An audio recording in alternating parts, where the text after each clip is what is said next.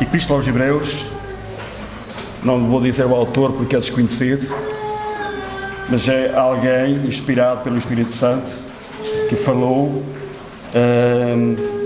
que escreveu esta carta maravilhosa, que é uma bênção, na verdade, para cada um de nós. Então, aos Hebreus, capítulo 2. Eu não sabia que a Fernanda também se chamava Elizabeth. Exatamente. É isso mesmo. Então, capítulo 2, versículo 1 em diante, diz assim a palavra do Senhor: Por esta razão, importa que nos apeguemos com mais firmeza às verdades ouvidas, para que delas jamais nos desviemos. Se, pois, se tornou firme a palavra falada por meio de anjos, e toda a transgressão ou desobediência recebeu justo castigo, como escaparemos nós, se negligenciarmos tão grande salvação? A qual, tendo sido anunciada inicialmente pelo Senhor, foi-nos depois confirmada pelos que a ouviram, dando Deus testemunho, juntamente com eles, por sinais, prodígios e vários milagres, e por distribuição do Espírito Santo, segundo a sua vontade. Pois não foi a anjos que sujeitou o mundo que há de vir, sobre o qual estamos falando. Antes, alguém, em certo lugar, deu pleno testemunho, dizendo: que é o homem que não te lembres? Ou o filho do homem que o visites? Fizeste-o por um pouco menor que os anjos, de glória, de honra o coroaste e o constituíste sobre as obras das tuas mãos? Todas as coisas sujeitaste debaixo dos seus pés. Ora, desde que lhes sujeitou todas as coisas, nada deixou fora do seu domínio. Agora, porém, ainda não vemos todas as coisas a ele sujeitas. Vemos, todavia, aquele que por um pouco, tendo sido feito menor do que os anjos, Jesus, por causa do sofrimento da morte, foi coroado de glória e de honra, para que, pela graça de Deus, provasse a morte para todo o homem. Porque convinha que aquele por cuja causa e por quem todas as coisas existem, conduzindo muitos filhos à glória, aperfeiçoasse, por meio do sofrimento, o autor da salvação deles. Pois tanto o que santifica como os que são santificados, todos vêm de um só. Por isso é que ele não se envergonha de lhes chamar irmãos, dizendo: a meus irmãos declararei o teu nome, cantar-te-ei louvores no meio da congregação. E outra vez, eu porei nele a minha confiança, e ainda, eis aqui estou eu e os filhos que Deus me deu. Visto, pois, que os filhos têm participação comum da carne e do sangue, destes também ele igualmente participou, para que por sua morte destruísse aquele que tem o poder da morte, a saber, o diabo, e livrasse todos os que, pelo pavor da morte, estavam sujeitos à escravidão por toda a vida. Pois ele, evidentemente, não socorre anjos, mas socorre a descendência de Abraão. Por isso mesmo convinha que em todas as coisas se tornasse semelhante aos irmãos, para ser misericordioso e fiel sumo sacerdote nas coisas referentes a Deus, e para lhes proporcionar e para fazer propiciação pelos pecados do povo. Pois daquilo que ele mesmo sofreu, tendo sido tentado, é poderoso para socorrer os que são tentados. Vamos ter uma palavra de oração.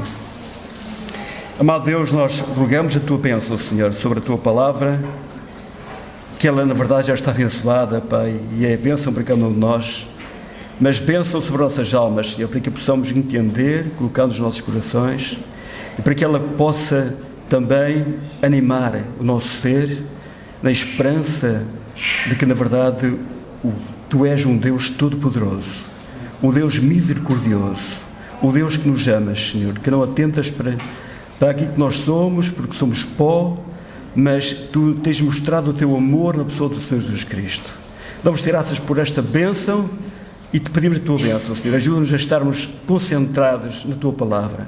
Permite, na verdade, possamos esquecer tudo que porventura possa distrair o nosso sentimento, o nosso pensamento daquilo que é importante, porque tu nos dizes que a tua palavra não vai voltar para ti vazia, Pai. Ela traz bênção, sem dúvida alguma, para cada um de nós. Em nome de Jesus, nós oramos. Amém. Irmãos, o autor desta carta ele, no versículo 1, ele diz: por esta razão importa que nos apeguemos com mais firmeza às coisas ouvidas, para que delas jamais nos desviemos. Está a alertar para a necessidade de cada um de nós, não é? De cada um de nós, atentando para a palavra de Deus, ouvindo a palavra de Deus, que nos apeguemos a ela, não é? Nos apeguemos a ela com mais firmeza, porque a palavra de Deus é muito boa, é a palavra de Deus, é imutável, é boa em todo o tempo. Não é a palavra do homem que muda, que se altera pelas circunstâncias, pela evolução. É a palavra do Senhor, escrita no princípio, não é? Inspirada, que o Senhor inspirou aos seus servos, que o Senhor concluiu de todo, não é? A palavra do Senhor está completa, está concluída. Não necessitamos de ouvir a voz de Deus audível ao nosso ouvido, nem a voz dos anjos, nem a voz de outro ser angelical, porque nós precisamos de atentar para ela, porque ela é realmente maravilhosa. O Senhor Jesus Cristo veio trazer esperança, veio trazer mais firmeza, veio revelar mais o coração de Deus, não é? Mais o coração de Deus, mais o coração do Pai. Nada ficou por dizer, por revelar acerca do ato de misericórdia, da graça de Deus, porque quando nós estávamos separados de Deus, porque quando estávamos caídos, não é? E condenados ao inferno, condenados ao desprezo de Deus, mas Deus, pela sua graça, pelo seu muito amor que nos amou, na verdade, Ele nos enviou ao Senhor Jesus Cristo. E este fala aqui, por esta razão, importa que nos apeguemos com mais firmeza às verdades ouvidas, para que delas jamais nos desviemos. Porque há tendência, estamos na carne, somos humanos, somos seres caídos, não é? Não somos perfeitos. Há uma tendência para nos podermos desviar, não é? Das coisas do Senhor. Talvez aqui a igreja estivesse numa fase de perseguição, e a perseguição não é fácil. A perseguição não é fácil, a ameaça de morte, espancamento, maus tratos, etc. E então, talvez a necessidade de muitos crentes voltarem provavelmente ao judaísmo, à nova lei, ao passado, não é?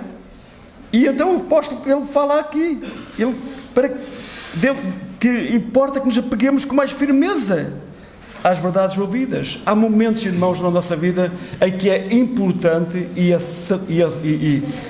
é excelente, é maravilhoso nós apegarmos-nos à palavra do Senhor, apegarmos a ela, meditar nela, atentar para ela, porque ela nos tranquiliza, nos dá a paz, nos anima, não é? Nos dá esperança. Nós atentamos para a palavra, lemos o livro dos Salmos e lemos o testemunho de um homem perseguido, um homem, enfim, ameaçado também de morte. Um homem que depositava toda a sua confiança no Deus vivo, no Senhor, e sentia, não é? E sentia momentos de alegria, de gozo, de satisfação quando meditava, essencialmente quando ele se deslocava ao templo, não é? Para ouvir a palavra de Deus. Alegrei-me quando disseram: vamos à casa do Senhor. E na casa do Senhor ele alegrava o seu espírito, ele se animava. Porquê? Porque ele ouvia a palavra de Deus. E a palavra de Deus é isto. Nós necessitamos muito da graça de Deus, irmãos. Precisamos muito da sua graça, porque somos tentados, não é? Porque somos assim, seres caídos. Então, se depois se tornou firme a palavra falada por meio de anjos, e toda a transgressão, a desobediência, recebeu justo castigo. Os anjos falaram também. Os anjos estiveram certamente no monte quando Moisés estava também e recebeu a lei. Foi muito importante. Os anjos têm um papel extraordinário, tinham um papel extraordinário na vida do povo de Deus, e ainda têm, não tenho qualquer dúvida. Os anjos, a palavra de Deus diz que o anjo do Senhor se acampa ao redor dos que o temem. Muitos sentiram necessidade deste consolo, deste conforto. O Senhor Jesus Cristo, quando estava no Getsemane, ele foi consolado por um anjo, não é? E não só, mas muitos mais, portanto, de facto, tiveram este ânimo do anjo. Por exemplo, ainda há poucos dias falei aqui também sobre o caso do povo de Israel, não é? Eliseu, por exemplo, quando o seu criado estava atemorizado, estava com medo, porquanto viu o exército do rei da Síria, o seu senhor o tranquilizou e pediu e rogou ao Senhor para que lhe abrisse os olhos, para que visse mais ao longe, não é? E o Senhor lhe abriu os olhos e ele viu o quê? Viu anjos, viu carros de fogo, viu cavaleiros, viu o maior celestial espiritual, que eram anjos, não é? Os anjos do Senhor acamparam-se ao redor de Eliseu, para que ele não fosse levado pelo rei para o rei da Síria e provavelmente ser ali condenado. É isto. E aquele homem se consolou. Então, depois se tornou firme a palavra falada por meio de anjos, e toda a transgressão ou desobediência recebeu o justo castigo. O justo castigo. Porquê? Porque o Senhor falou. O Senhor falou e a incredulidade prevaleceu. Não confiaram no Senhor, não atentaram para a palavra do Senhor, não confiaram. Bem-aventurado o varão que confia no Senhor. É bom confiar no Senhor. E quando confiamos no Senhor, o que acontece? Nós descansamos, nós acalmamos, o nosso espírito se acalma, ficamos tranquilos, porquanto confiamos naquele que pode, não é? Muitas vezes o Senhor falou, tranquilizando os seus discípulos em momentos difíceis da sua vida, de prova, em que eles foram postos à prova. E o Senhor acalmou: tende paz, tenham ânimo, não vos assusteis, sou eu, não é? Sou eu, não vos assusteis. Ele está no comando, está no controlo, está na verdade, agindo. É a palavra do Senhor, é a palavra escrita, é a palavra em quem nós temos que confiar, em quem eu tenho de confiar, depositar toda a minha confiança, e queria confiar no Senhor Todo-Poderoso. É verdade? Porque muitos ouviram a palavra, e nós temos aqui um caso do povo de Israel, a quem o Senhor se manifestou de uma forma tremenda, de uma forma poderosa, com sinais, com maravilhas, com operações de maravilhas. Certamente a travessia do Mar Vermelho seria a prova mais que evidente para que este povo se sentisse fortalecido e sentisse coragem e ânimo para continuar e para enfrentar qualquer outra dificuldade.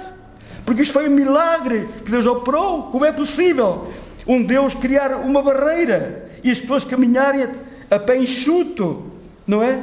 Com os seus carros, com os seus cavalos, todo o exército para outra margem? Somente o poder de Deus. Mas esqueceram-se, não é? Esqueceram-se. Por muito que Deus opere na nossa vida, por muito que Deus nos mostre a sua graça e o seu poder, por muito que Deus, não é, que nos queira provar aquilo que é, há momentos em que nós fracassamos. Há momentos em que nós fracassamos. É por essa razão que a palavra de Deus diz que aquele que cuida de estar em pé, tenha cuidado, não caia, porque pode cair. Ninguém é suficientemente forte. Precisamos muito da graça de Deus, não é? Precisamos muito da graça de Deus. E este povo, na sua incredulidade, ficou prostrado no deserto. Ficou prostrado. Nós podemos ler Hebreus 3, 16, um bocadinho mais à frente, capítulo 3, versículos 16 e 19. Diz assim: ora, os que, tendo ouvido, se rebelaram, não foram de facto todos que saíram do Egito por intermédio de Moisés? E contra quem se indignou por 40 anos? Não foi contra os que pecaram, cujos cadáveres caíram no deserto? E contra quem jurou que não entraria no seu descanso, senão contra os que foram desobedientes? Vemos, pois, que não puderam entrar por causa da incredulidade. A incredulidade é um pecado imperdoável, irmãos. A incredulidade impede as pessoas de crer no Senhor Jesus Cristo. A incredulidade impede as pessoas de verem mais ao longe, mais à frente. A incredulidade impede as pessoas de contemplarem o sobrenatural. E nós, como crentes, precisamos ter esta noção também de ter este espírito e esta força, esta graça de Deus, de também poder contemplar o sobrenatural. Porque este povo, se tivesse em mente o poder de Deus e aquilo que esperava com toda a certeza, na verdade, eles sentiriam ânimo, mas se deixaram de vencer pelas dificuldades. Provavelmente se nós estivéssemos ali, ter já acontecido a mesma coisa. Não somos melhor do que ninguém. Precisamos muito da graça de Deus. É verdade. Precisamos muito da graça de Deus. É verdade. Versículo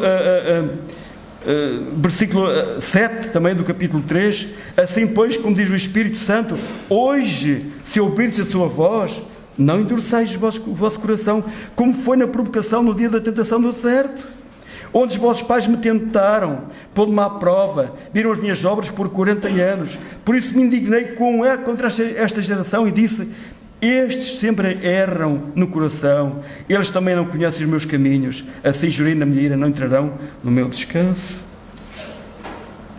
Tende cuidado, irmãos, jamais aconteça haver em qualquer de vós perverso coração de incredulidade que vos afaste do Deus vivo. Incredulidade que vos afaste do Deus vivo. A alegria do Senhor é a nossa força. Como escaparemos nós? Como escaparemos nós se negligenciarmos tão grande salvação? Versículo 3. O qual, tendo sido anunciado inicialmente pelo Senhor, foi-nos depois confirmado pelos que o ouviram. Como escaparemos nós? O Senhor Jesus Cristo falou no início do seu ministério. Quais foram as suas palavras? Arrependei-vos e crede no Evangelho. Arrependei-vos e crede no Evangelho. Tão simples como isto. Tão simples como isto. Os sucessores do Senhor Jesus Cristo, eles receberam a palavra, receberam o dom do Espírito Santo, receberam poder e foram fiéis à palavra. Qual foi o objetivo da sua palavra, dos seus discursos? Foi este, tão simples como isto: arrependei-vos e crede no Evangelho.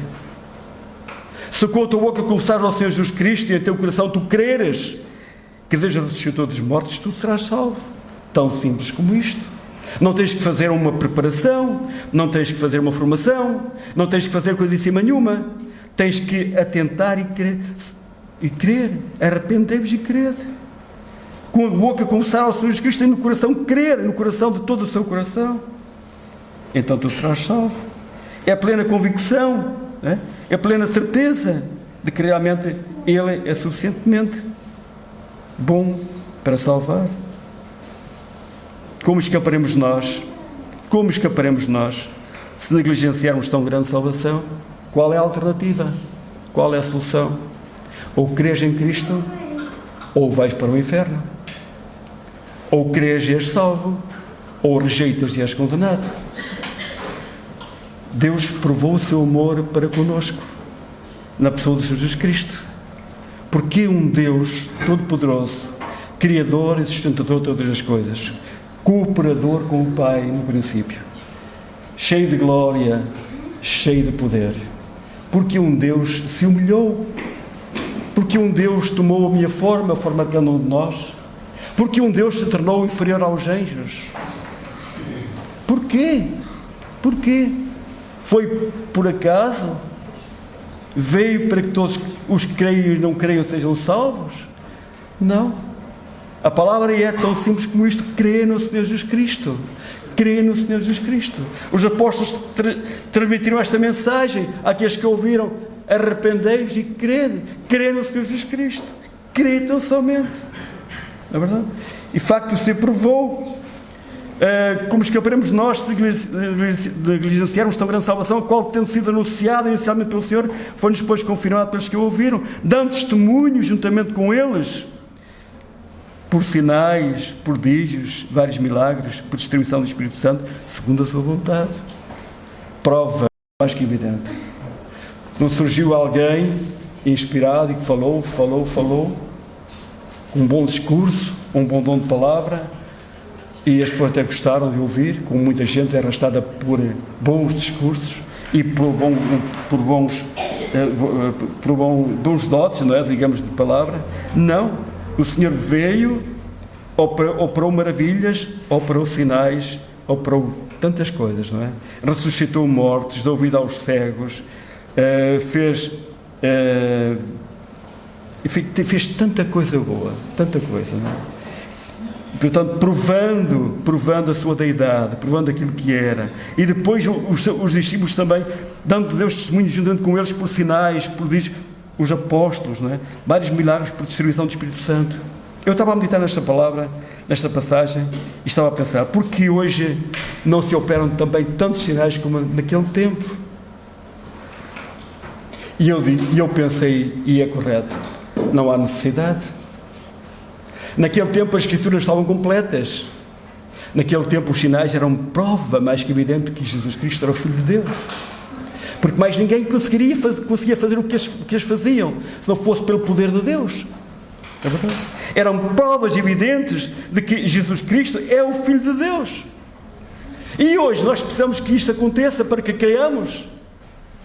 Hoje precisamos que isto aconteça para que mortos sejam ressuscitados, para que paralíticos comecem a andar, para que os surdos ouçam, para que os mudos falem, e etc, etc. É necessário isto para que eu creia, para que nós creiamos que Jesus Cristo é o Filho de Deus. Não há necessidade. Hoje nós precisamos de ouvir a palavra de Deus e crer, porque ela está completa. Antes não estava assim, tinham a lei e os profetas. Era bom, era excelente. Mas a palavra de Deus está completa. Há muito mais revelação. Há muito mais entendimento. Há muito mais manifestação daquilo que Deus é, na sua graça, no seu amor e na sua misericórdia. Deus ainda hoje opera. Deus ainda hoje cura. Não é? Opera maravilhas. Aliás, muitas vezes não opera por causa da nossa incredulidade. Mas também não é muito importante ressuscitar um morto. O morto ressuscitou, amanhã voltou a morrer. O que importa viver mais alguns anos? Não é importante. Mas isto aconteceu para provar que Ele é o Deus Todo-Poderoso, que tem poder e mais ninguém de ressuscitar o morto. Como aconteceu com Lázaro. O Senhor ressuscitou aquele homem que estava morto há 4 dias, e a prova da evidência da morte é que ele cheirava mal. Portanto, houve um processo de decomposição. Cheirava mal. Não tinha desmaiado, para que alguém pudesse simular outra coisa, não é? Morreu, mas estava desmaiado. Foi dele qualquer coisa, e as pessoas, naquele tempo, não havia provas de que a pessoa estivesse desmaiada ou não, então era morto. Não, este homem morreu. E arrastou atrás dele uma grande multidão. Atrás do Senhor, uma grande multidão, que o seguiu depois para Jerusalém. Maravilhoso isto. Então hoje não há necessidade. O Senhor opera, não tenhamos dúvida. Mas Ele hoje está mais interessado em operar no coração. Ele hoje está mais interessado em transformar vidas, em transformar corações, em nos regenerar.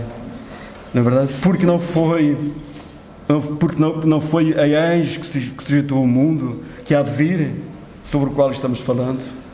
Irmãos, a promessa da parte de Deus em relação aos filhos de Deus, aos que creem em Jesus Cristo, é a melhor coisa que pode acontecer. Nós hoje somos seres caídos. O pecado afetou muito a nossa condição. Mas a palavra de Deus nos fala de um restauro completo, não é verdade? Não foi a anjos que suscitou o mundo que há de vir. O mundo que há de vir é um mundo maravilhoso. É um mundo perfeito. Um mundo de perfeição. É um mundo onde nós somos revestidos de glória. É verdade? Diz aqui a palavra de Deus que é o homem que dele te lembres, ou o filho do homem que o visites. Fizeste um pouco menor que os anjos, de glória e de honra coroaste e constituíste sobre as tuas mãos. Todas as coisas sujeitaste debaixo dos seus pés. Ora, desde que sujeitou todas as coisas, nada deixou fora do seu domínio. Agora, porém, ainda não vemos todas as coisas ele sujeitas. Deus fez o homem um pouco menor que os anjos, de glória e de honra o coroou. Foi assim que foi formado Adão e Eva. Eram eles seres perfeitos. Eram eles seres perfeitos, coroados de glória e de honra, com a ordem de submeter, de governar, a orientar, a dizer a palavra de Deus. Fizeste um pouco melhor que os anjos, de glória e de honra coroaste e constituíste sobre obras das tuas mãos, todas as coisas sujeitaste debaixo dos teus pés. Tudo, não é? O Senhor falou, de facto, a estes: dominai, operai, dominai. Mas a verdade é que, o que diz a palavra diz, agora, porém, ainda não vemos todas as coisas a Ele sujeitas. Porquê? Porque caiu. Porque caiu. O homem caiu. E o mundo se desmoronou. Não é verdade? As coisas se complicaram. E nós hoje vemos o efeito do pecado na vida de Adão, na vida do homem.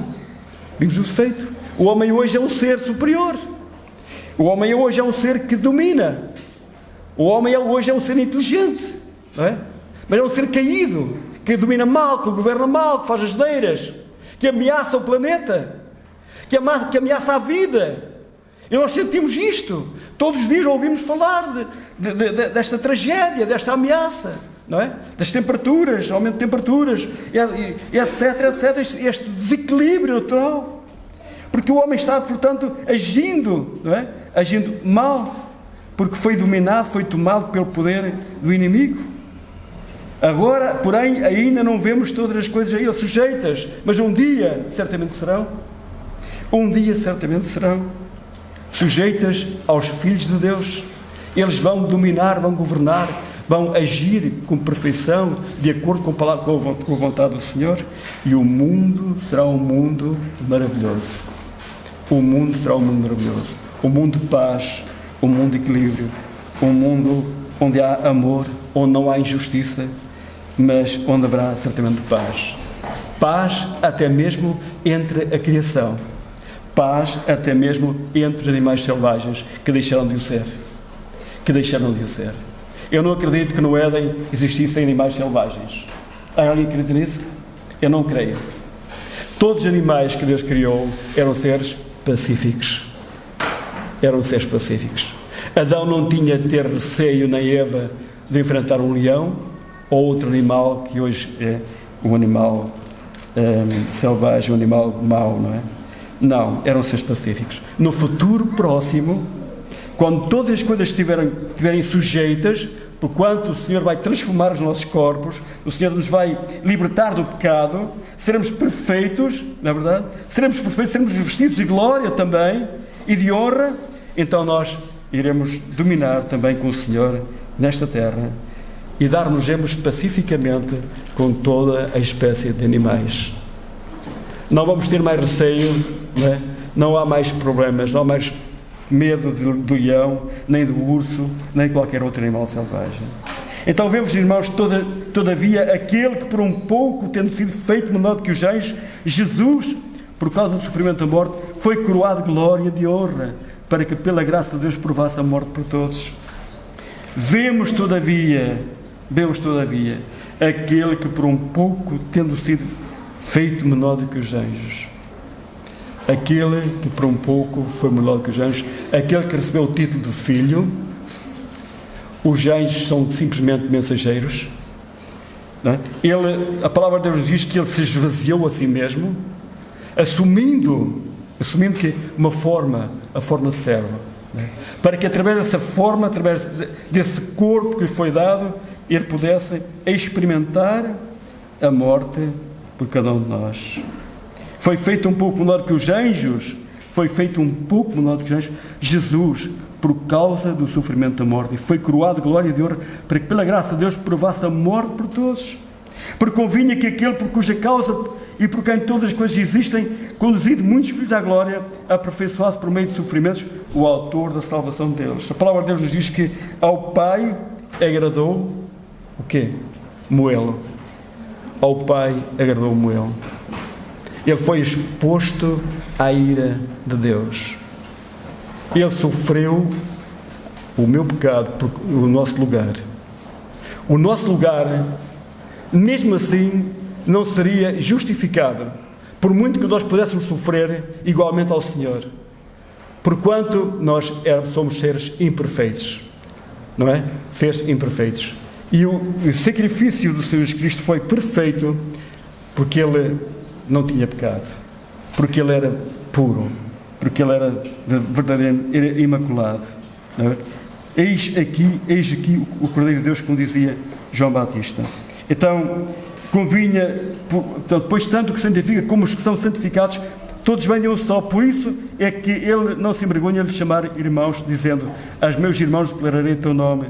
Cantar-te louvores no meio da congregação, e outra vez: eu porei nele a minha confiança, e ainda eis aqui estou, eu e os filhos que Deus me deu.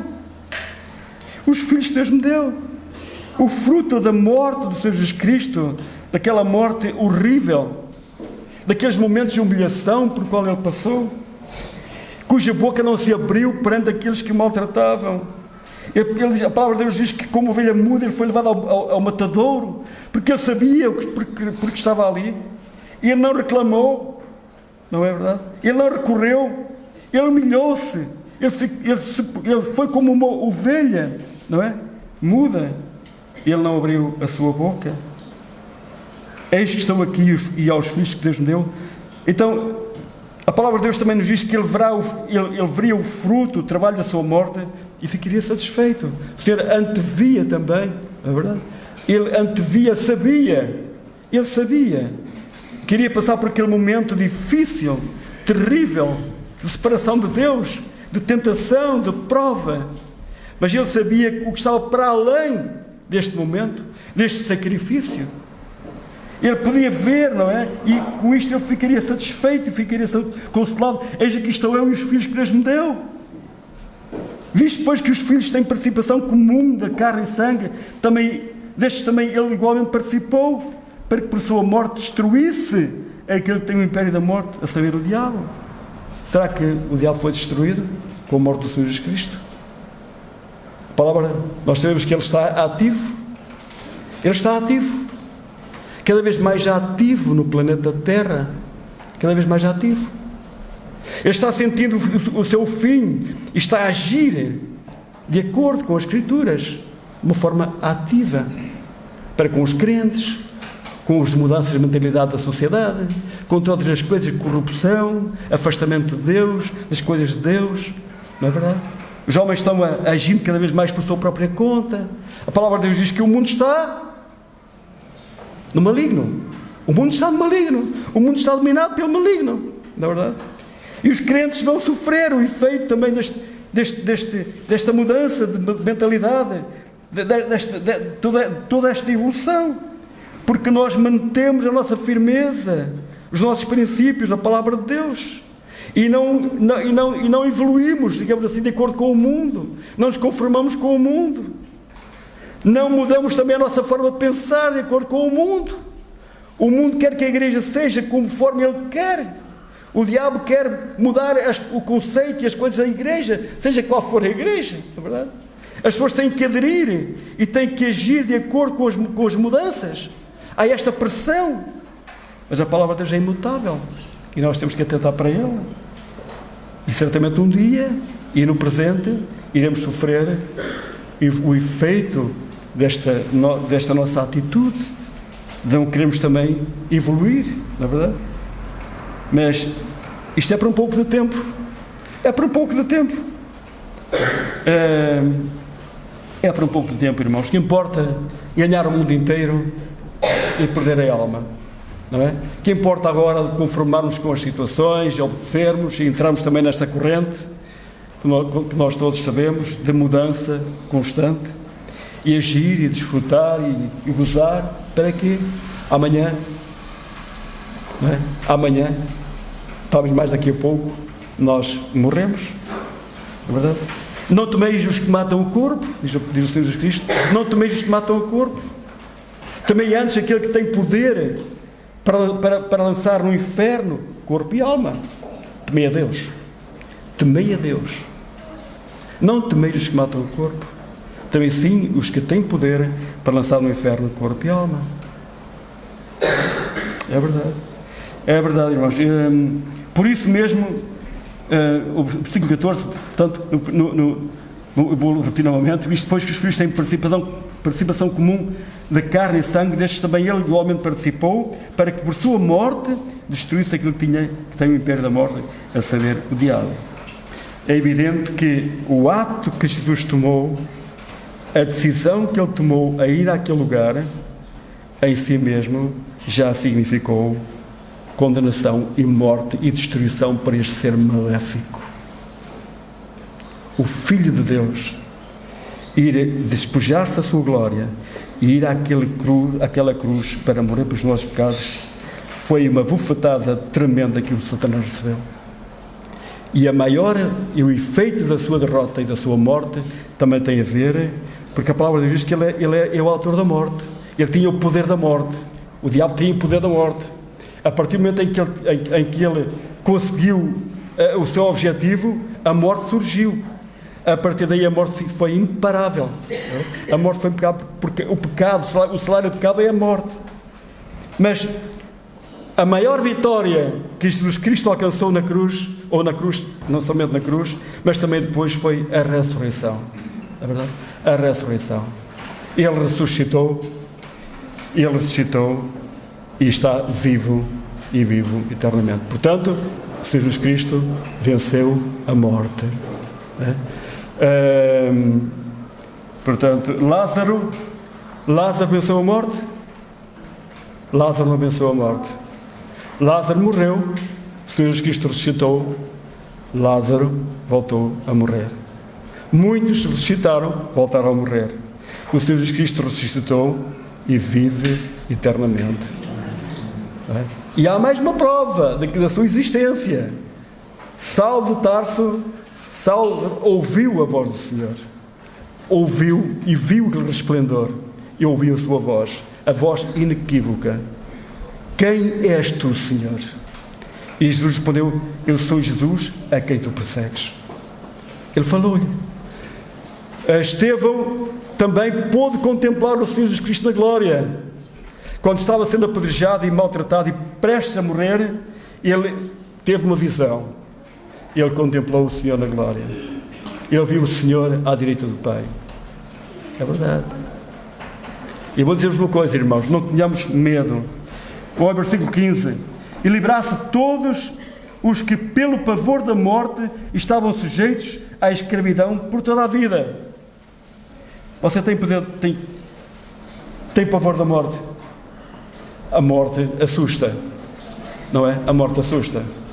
Ninguém está tão tranquilo pensar, bom, a morte é natural, não há qualquer problema. A morte assusta.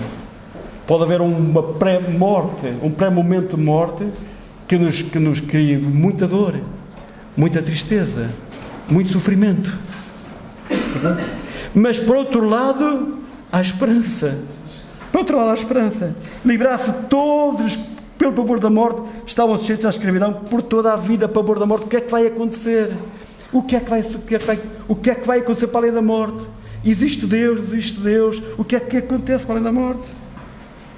Só sei uma coisa, irmãos. Um dia, se o Senhor não vier antes, todos nós vamos morrer. Até na morte, o crente tem esperança. E na morte, vou dizer-vos uma coisa: ninguém vai ficar sozinho. Ninguém vai perguntar onde é que é o céu. Ninguém vai perguntar onde é que fica. Ninguém vai ter que usar o GPS para localizar aquele lugar onde as nossas almas vão ser conduzidas. A palavra de Deus que aqui os anjos também têm uma participação. O Lázaro, quando morreu, que a palavra de Deus diz que ele foi levado pelos anjos para o seio de Abraão. Irmãos, o crente no Senhor Jesus Cristo não está só, não é verdade? Então, esta é uma realidade. Por ele, evidentemente, não se corre anjos, pois ele, evidentemente, não se corre anjos, mas corre a descendência de Abraão. Vou terminar rapidamente. Por isso mesmo, convinha que em todas as coisas se tornasse semelhante aos irmãos, para ser misericordioso e fiel, sumo sacerdote nas coisas referentes a Deus e para fazer propiciação pelos pecados do povo. Pois naquilo que ele mesmo sofreu, tendo sido tentado, é poderoso para socorrer os que são tentados. Não se corre anjos, mas socorre a descendência de Abraão. Então, socorre os judeus, não é? Socorre os judeus. Os judeus são descendentes de Abraão. Irmãos, quem são os descendentes de Abraão? Será que nós temos a ver com a descendência de Abraão? Eu creio que sim. Claro que temos a ver com a descendência de Abraão. Abraão foi justificado por quê? Pela sua fé. E nós, a palavra de Deus diz que nós somos filhos de Abraão pela fé. Este homem creu. E nós devemos também crer. Ele creu no invisível. Ele creu antes de ver. Bem-aventurados os que não viram, como disse Jesus Cristo a Tomé. Tu crês, Tomé? Olha, bem-aventurado aqueles que não viram e creem.